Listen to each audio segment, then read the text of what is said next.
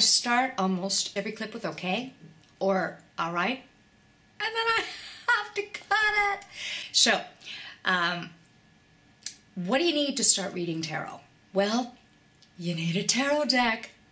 So, if you plan on just using the cards to meditate on or to sort of contemplate what your journey is, doesn't matter. Use whatever floats your boat, use it. However, if you want to do readings where you're finding out specific details about what's coming into your life or the lives of the people you're reading for, then I'd really recommend using a Rider-Waite deck or a variation of a Rider-Waite deck, at least for training.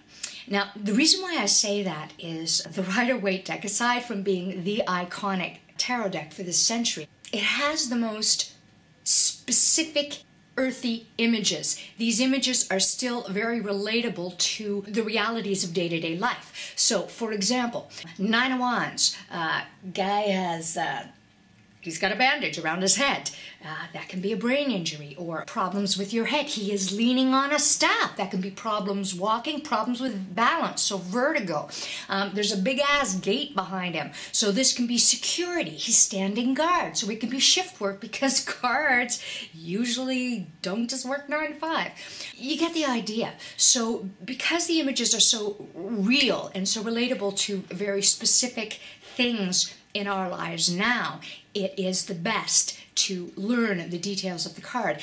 The other thing is, because so many of the specific meanings are tied to the imagery of the Rider-Waite deck, it's much easier to get a visual trigger. So if I have a deck, like I love the Quantum Tarot deck, and it's absolutely fabulous, but it's a whole pile of planets. So the Nine of Wands is probably going to be a planet, and that doesn't give me the sort of visual trigger that a Rider-Waite deck would give, as fabulous as that deck is. And it is fabulous.